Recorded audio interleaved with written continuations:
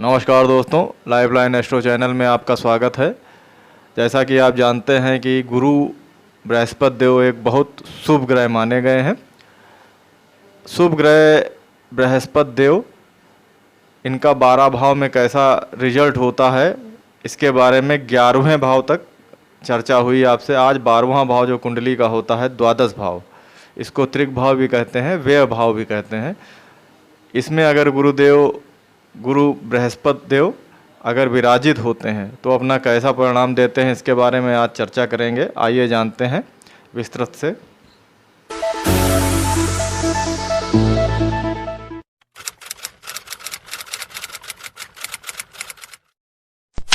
जैसा कि आप जानते हैं, कुंडली में कुछ भाव शुभ होते हैं, केंद्र भाव और त्रिकोण भाव शुभ होते हैं, और त्रिक भाव, कुछ भाव जो होते हैं त्रिक भाव कहलाते हैं। त्रिक भाव में 6, 8 और 12 भाव आते हैं। ये भाव काफ़ी अशुभ भाव होते हैं, काफ़ी खराब भाव होते हैं। इन भावों के जो स्वामी होते हैं अपनी महादशा में बहुत ख़राब रिजल्ट देते हैं, और इसमें बैठे ग्रह अपना अच्छा रिजल्ट नहीं देते हैं। तो द्वादश भाव त्रिक भाव में आता है। यहाँ पे अगर गुरुदेव बृहस्पति देव अगर विराजमान होते हैं तो अपना बहुत अच्छा रिजल्ट नहीं देते हैं यहाँ पे।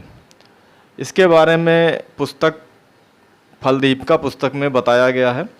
फलदीपिका पुस्तक में इसके बारे में श्लोक नंबर 16 में दूसरी पंक्ति में, भाव फलाध्याय में श्लोक नंबर 16 में दूसरी पंक्ति में इसके बारे में बताया गया है कि द्वादश में गुरु हो तो द्वेष भाव वाला व्यक्ति होता है।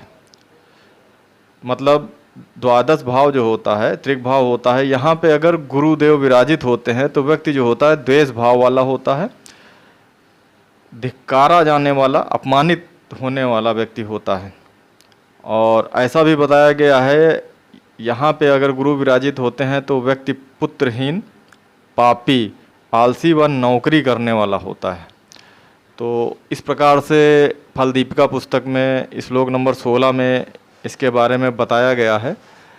तो ऐसा होता है कि कहीं पर भी कोई ग्रह अगर बैठा होता है तो अगर ख़राब रिजल्ट देता है तो कहीं ना कहीं से अच्छे रिजल्ट भी देते हैं। तो ये इसमें यहाँ पे गुरु अगर बैठे हैं तो यहाँ पे अच्छाई क्या होती है? अच्छाई यहाँ पे ये होती है कि द्वादश भाव में अगर गुरु विराजित होते हैं तो ये भाव मोक्ष भाव भी कहलाता है। ये भाव मोक्ष भाव भी कहलाता है। तो ऐसा शास्त्रों में बताया गया है, यहाँ पे गुरु अगर विराजित होते हैं तो व्यक्ति को मोक्ष प्राप्त होता है। अब मोक्ष तो व्यक्ति की मृत्यु के बाद प्राप्त होता है, तो इसके बारे में देखने को तो नहीं मिल पाता है, व्यक्ति अपने बारे में क्या जान पाएगा। लेकिन ऐसा शास्त्रों में बताया गया है कि यहाँ पे अगर गुरु विराजित होते हैं तो व्यक्ति को मोक्ष प्राप्त होता है। और ऐसा व्यक्ति जो होता है ज्योतिष शास्त्र में रुचि रखने वाला होता है, यहाँ पे बृहस्पति देव अगर होते हैं। यहाँ पे बृहस्पति देव होने से व्यक्ति गूढ़ विद्या जो होती हैं, क्योंकि इसकी नवी दृष्टि जो होती है 8वें भाव पर जाती है, तो गूढ़ विद्याएं जो होती हैं उसमें भी वो व्यक्ति गूढ़ विद्याओं को प्राप्त करता है, ऐसा भी बताया गया है। इसके अलावा संतान संबंधित परेशानी तो होती ही है, क्योंकि इसमें गुरु त्रिक भाव जो है काफ़ी ख़राब भाव माना गया है, यहाँ पे विराजित हैं।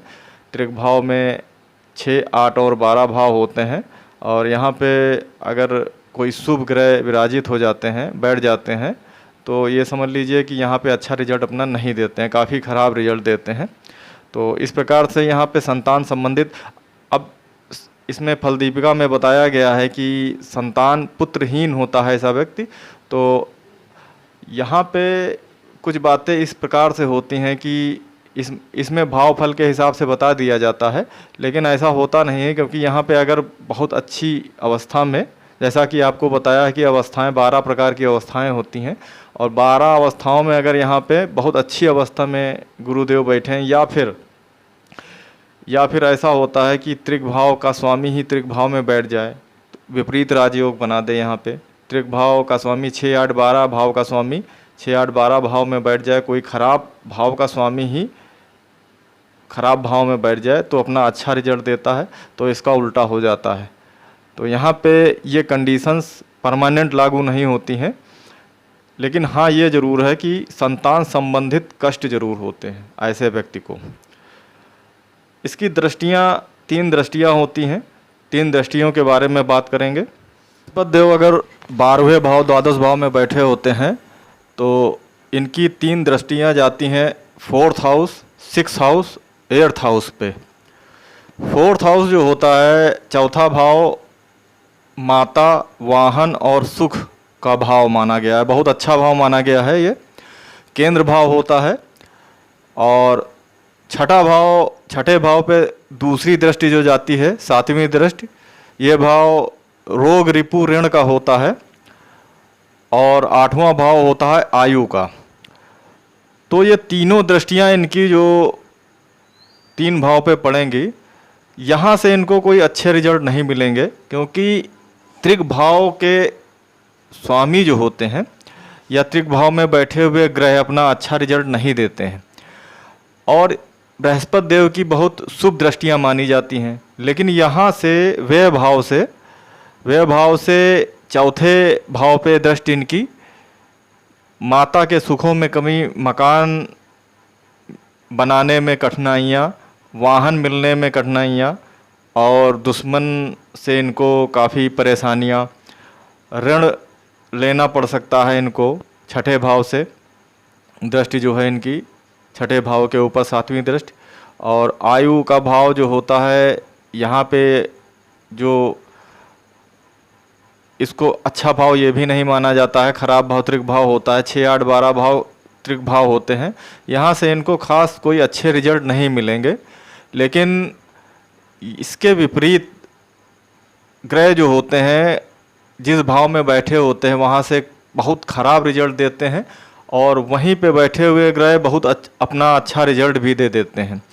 तो वो कंडीशंस कब बनती है, तो यहाँ पे अगर गुरुदेव अगर 12वें भाव में बैठे हुए हैं और विपरीत राजयोग का निर्माण कर दें, विपरीत राजयोग का निर्माण अगर यहाँ से कर दें तो अपना रिजल्ट एकदम से पलट कर बहुत ही शुभ रिजल्ट दे देंगे, बहुत अच्छा रिजल्ट देंगे।